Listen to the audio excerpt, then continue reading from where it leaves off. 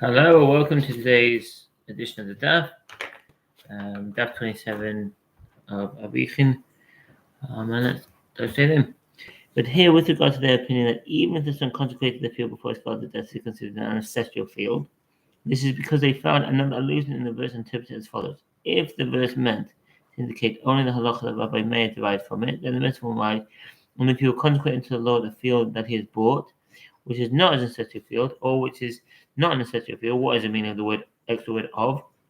And the phrase which is not of his ancestral field in Leviticus 27:22. According to Rashi's interpretation, is derived from the superfluous term misadeh. Others explain that the Hebrew prefix meaning of indicates that even if the field is only partially an ancestral field at time of consecration, or it is fit to become an ancestral field, the field is no longer considered like a purchase field. And that's from the Rashbam of Bava Batra. And the 2b it teaches that only a field that is not due to become his ancestral field is treated like a purchase field, thereby excluding this field which is to be due to become his ancestral field.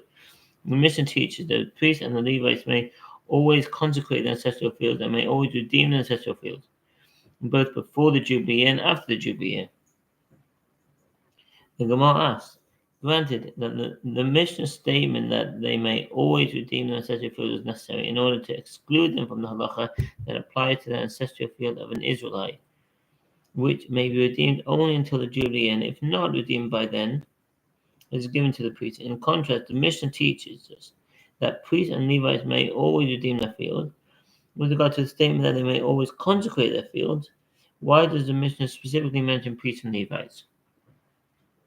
Even an Israelite may always consecrate his field, both before and after the Jubilee year. And what continues, and if you would say that the Mishnah means that priests and Levites may consecrate their field during the Jubilee year itself, one Israelite may not, this works out well according to the opinion of Shmuel, who says in 24a that if an Israelite consecrates the field during the Jubilee year, and is not consecrated, accordingly the Mishnah teaches that the priests and Levites may always consecrate their field, even in the Jubilee itself. But according to the opinion of Rav, why does the Mishnah specifically mention priests and Levites? Even an Israelite may consecrate his field during the Jubilee year. The Gemara responds, and according to your reasoning, one may simply ask, why do I need a statement that priests and Levites may consecrate their fields both before the Jubilee and after the Jubilee year? Doesn't the Mishnah already state that they may always consecrate their fields? Since the Tana taught in the first mission in this chapter in 24a that Israelites may not consecrate their fields less than 2 years before the Jubilee year, and they may not redeem them less than 1 year after the Jubilee year. And Tana also taught in the last Mishnah that priests and Levites may consecrate their fields both after the Jubilee and before the Jubilee, and the fact that there was no novelty in this statement. And similarly, since the Tana taught in the first Mishnah that Israelites may neither consecrate their fields less than 2 years before the Jubilee year, nor redeem them less than 1 year after the Jubilee, the Tana also taught that in the last Mishnah that priests and Levites may always consecrate and redeem their fields, not the fact that there was no novelty with regard to consecrating in this statement either, as Israelites may also consecrate their fields both after the Jubilee and before the Jubilee. This chapter discusses various halachot pertaining to the consecration and redemption of ancestral fields and purchase fields.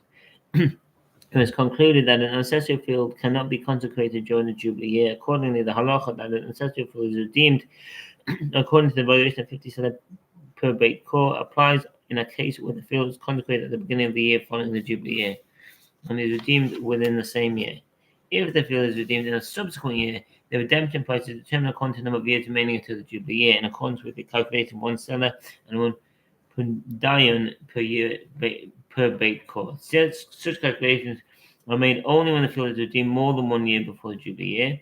If it's redeemed with only 1 full year or less remaining until the Jubilee year, the total valuation of the field must be given for its redemption. Additionally, it was concluded that the price of redemption is determined only according to the number of complete years remaining until the Jubilee year. The redemption price may not be reduced by taking the number of months into account. With regard to the calculation of the area of an ancestral field that is redeemed according to the valuation of 50 seller, the Gemara explains that it is referring to an area required for sowing 1 core of barley seed by hand, not by use of a seed pulling by oxen. And additionally, it refers to an area sown in an average manner, with neither a particular dense nor sparse layer of seed. In a case where this field contains boulders or crevices with water, and they are not fit for sowing. If the difference in height between them and the rest of the field is 10 or more handbreadths, these areas are redeemed according to their monetary value. If the disparity in height is less than that amount, they are included in the measurement of the field. If one consecrates such a field and someone else redeemed it from the possession of the temple treasury, the field is not returned to the original owner during the Jubilee. Instead, it is removed from its possession and given to the priest. But if the owner redeems the field from the temple treasury, it remains in his possession at the arrival of the Jubilee year. This is also the halacha. If a son redeems it from the temple treasury, if a different heir, even a brother or daughter redeems the field, it is given to the priest of the Jubilee year. Additionally, if the field was not redeemed at all from the temple treasury before the arrival of the Jubilee year, the priest pays the redemption price and takes possession of the field. Halacha involving when a consecrated purchased field was discussed in this chapter as well. When the Jubilee is observed, one who purchases the field acquires it only until the next Jubilee year, at which point the field returns to its original owner. Accordingly, he cannot consecrate it beyond the years during which the field is under his control. Therefore, if such a field is consecrated, is not given to the priest during the Jubilee year, but rather is returned to the original owner. The Gemara concluded that the verse, and if he sanctifies unto the Lord a field that he has purchased, which is not of his ancestral field, Leviticus 27:22, indicate that if one purchased a field from his father and then consecrated it, and his father subsequently died, the field is treated as an ancestral field with regard to the terms of its redemption from the temple treasury and not a purchased field. With regard to fields belonging to priests and Levites, it was concluded that the Jubilee year is of no consequence to them, and that these fields may be consecrated during Jubilee year itself. Additionally, fields consecrated by priests and Levites that were not redeemed before the arrival of the Jubilee year are not divided among the priests, but it may be redeemed by their owners at any point thereafter. This halacha applies only to those fields that were given as an inheritance to the tribe of Levi when the children of Israel first entered the land. Fields that the priest received by other means, such as a dedicated field or one that was consecrated by its owners, are not redeemed by them before the arrival of the Jubilee, or a field that a priest inherited from his maternal grandfather, who was an Israelite, are not included in this halacha, and they are the status of standard ancestral fields. An introduction to Perek 8. Notwithstanding, no dedicated thing that a man may dedicate to the Lord all that he has, whether of man or animal, or of his ancestral field, shall be sold or redeemed. Every dedicated item is most sacred to the Lord. That's Leviticus 27:28. Everything dedicated in Israel shall be yours, in Numbers 18:14. As the dedicated field, his ancestral possession shall be for the priest, Leviticus 27:21. But the field of the open land surrounding their cities may not be sold, as that is their perpetual possession, Leviticus 25:34. The previous chapter discussed the halacha of one who consecrates his ancestral field during the period when the Jubilee year is observed, when the price of redemption is fixed according to the variation stipulated in the Torah, independent of the market value of the field. This chapter discusses the halacha of one who consecrates his field during the period when the Jubilee year is not observed, in which case the field is redeemed according to the market value or the highest value. It is assumed that nowadays any consecrated property stands to be redeemed, as the temple treasury has no need for it. Accordingly, certain questions arise with regard to its redemption. Is there a minimum price for which consecrated property must be redeemed? Are there certain items that may not be redeemed? Is it a mitzvah for the owner of consecrated property to redeem it? Does the owner take precedence when his offer is matched by that of another? When several offers are submitted for certain property, it is common for individuals to retract their initial offers. If this occurs in the sale of consecrated property, it must be clarified whether offers made for the purchase of consecrated property have the same status as those for other property, or whether such an offer is considered an obligation that cannot be retracted. What is the halacha if multiple individuals retracted their offer? The second part of the chapter focuses on dedications. Whereas standard consecrations can be redeemed, the owner maintains some relationship with his consecrated property that expresses itself in various areas of halacha, e.g. with regard to the additional 1/5 paid when redeeming the property. Dedications are absolute consecrations of property and completely removed from one's possession and the possession of all people. This is according to the verse, notwithstanding no dedicated thing that a man may dedicate to the Lord all that he has, whether of man or animal or of his ancestral field, shall be sold or redeemed, Leviticus 27:28. Due to the absolute nature of dedications, the chapter discusses whether it is appropriate for an individual to dedicate all of his property or even all of certain types of items in his property. In this regard, it must be clarified precisely which items may be dedicated. The Torah states that one may dedicate of all that he has, whether of man or animal, or of his ancestral field. If so, he may dedicate even sons or daughters or purchase field. Similarly, with regard to other items that one does not own absolutely, may he dedicate them of all the rights he has in them. For example, he may dedicate an animal that he previously consecrated and designated as an offering. The question arises because it is possible that the phrase of all he has includes such a case as well.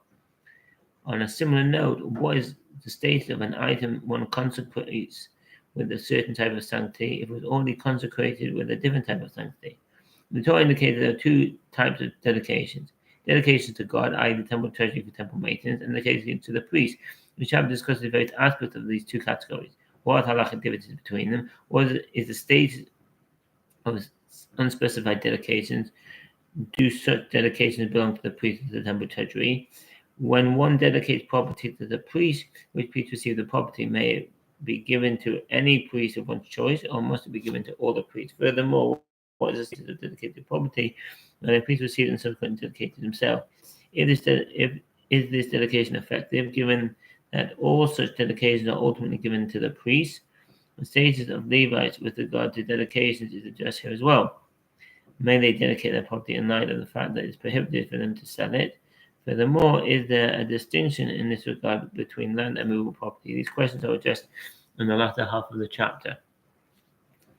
In the case of one who consecrates ancestral field during a period when the Jubilee year is not observed, this is referring to the period following the exile of the tribes of Reuben and Gad, and the half of the tribe of Manasseh, before the destruction of the first temple, when some of the 12 tribes no longer resided on their ancestral lands. Rambam's commentary on the Mishnah based on Sifra 32b. The commentaries note that the field is redeemed according to its value only when the Jubilee is not observed, but the temple still stands, as the temple treasury benefits from the redemption price. But if the temple is not standing and there is no treasury to accept consecrated items, one may redeem the field even for one pruta. Several sources indicate that some halacha pertaining to the Jubilee year observed during the Second Temple era, those involving houses and walled cities. Mishnah 31b. Rabbeinu Tam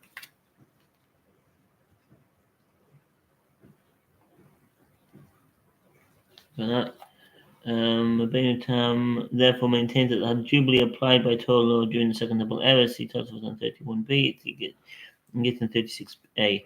By contrast, the Rambam holds that the Jubilee year was not observed at all during the Second Temple period. For Zerayim Hilchot Shmita V'Yovel 10.3, and this is apparently the opinion of Rashi as well. It does contend that the Jubilee was observed by rabbinic law. He Rambam on Gittin 36a. And therefore the field is not redeemed according to the fixed rate of 50 shekels per baked core, but according to its value. When the treasurer announces that the sale of the field, he says to the owner, "You open the bidding first." It is a mitzvah for one who consecrates ancestral field to redeem it. But if the owner does not wish to redeem it, he is not forced to do so. This is a halacha when the Jubilee year is observed. Since the owner neglects to redeem the field before the Jubilee year, the field goes to the priest. When the Jubilee year is no longer observed, the field does not go to the priest, but remains in possession of the temple treasury until it is eventually redeemed. At that time, the treasurer compels the owner to open the bidding for the field, and the field is redeemed in accordance with its value. Like other consecrated items, if someone other than the owner wishes to redeem it for a higher price, he may do so, and if not, the treasurer says the owner of the field has come into your possession, and the owner gives that which he offered. Rambam Sefer Flora. So it's Arakhin 5.1.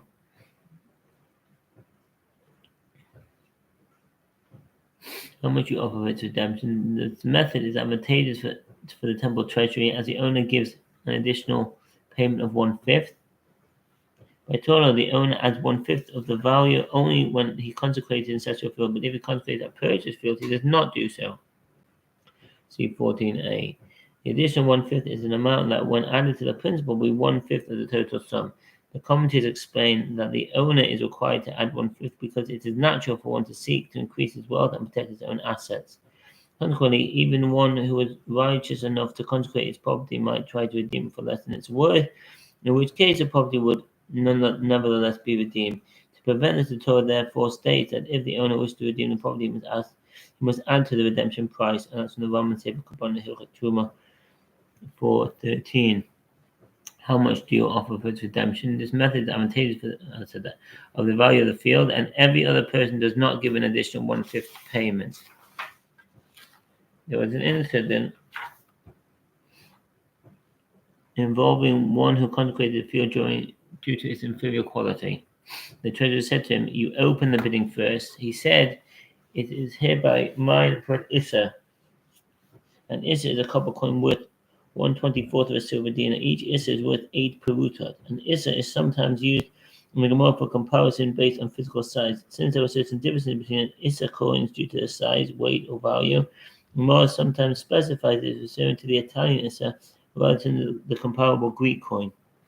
Small sum. Rabbi Yossi says that person did not say that he would purchase it for an Issa. Rather, he said that he would purchase it for an egg, as consecrated items may be redeemed with money or with equivalent value of money. The treasurer said to him, "The field has come into your possession based on your bid." As a result, he loses an Issa and his field remains before him in his possession. The Mishnah teaches that with regard to one who consecrates a settled field during a period when the Jubilee is not observed, the treasurer says to him, You open the bidding first." The Gemara asked, why does the treasurer merely say this to him? But isn't it taught in the Braita that the treasurer forced him to open the bidding? The Gemara responds, what is the meaning of the phrase the treasurer says to him? It means that the treasurer forces him to open the bidding. And if you wish, say instead that initially the treasurer says to him if he should open the bidding. If he complies, he complies. And if not, the treasurer forces him to comply. The Mishnah teaches that one who consecrated the field opens the bidding, as he only gives an additional 1/5 payment, whereas others do not give an additional 1/5 payment. The Gemara asks, why does the Mishnah state that the reason he opens the bidding is specifically because he only gives an additional 1/5? Then the Tana derived it from the reason that since the field is dear to the owner, he would increase his bid and redeem it for a high price. And furthermore, doesn't the mitzvah of redemption begin with the owner of the field by Torah law?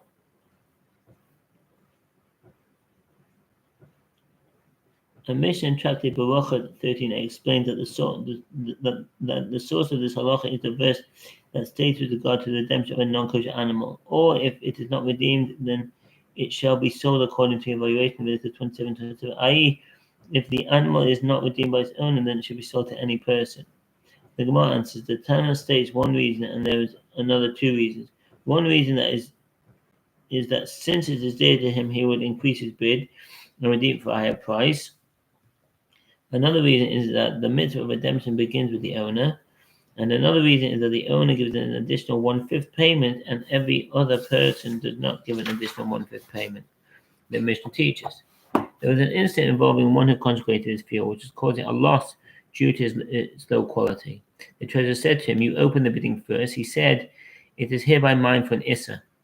Rabbi Yossi says that person did not say he would purchase it for an Issa. Rather, he said that he would purchase it for an egg, as consecrated items may be redeemed with money or with equivalent value of money.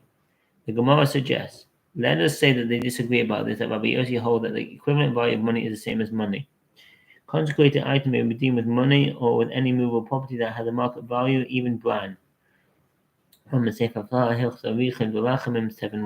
rabbis hold that the equivalent value of money is not the same as money. The Gemara asks, but don't we maintain an accepted principle that the equivalent value of money is the same as money? The Gemara answers, everyone agrees that the equivalent value of money is the same as money, and here they disagree with regard to whether one may redeem with an item 1/5 of whose value is not worth a peruta. One who consecrates in such a field and wishes to redeem it may not offer to pay less than 4 perutot, so that the additional 1/5 that he must pay will be worth at least 1 peruta. 5:1. The first Tana holds that one may redeem with an Issa, which is worth 8 perutot, as 1/5 of its value is greater than the value of 1 peruta. And Rabbi Yossi holds that one may even redeem with an item such as an egg, despite the fact that 1/5 of its value is not worth 1 peruta. The Mishnah relates that after the owner made his bid, the treasurer said to him, the field that has come to your possession based on your bid, as a result he loses an Issa and his field remains before him in his possession. The Gemara knows this statement, whose source is unspecified, is in accordance with the opinion of the rabbis who hold that in the incident in the Mishnah, the man redeemed the field with an Issa. If one said the field is hereby mine for 10 seller, and the other person said it is mine for 20, and one said for 30, and one said for 40, and one said for 50, and then the one who bid 50 reneged.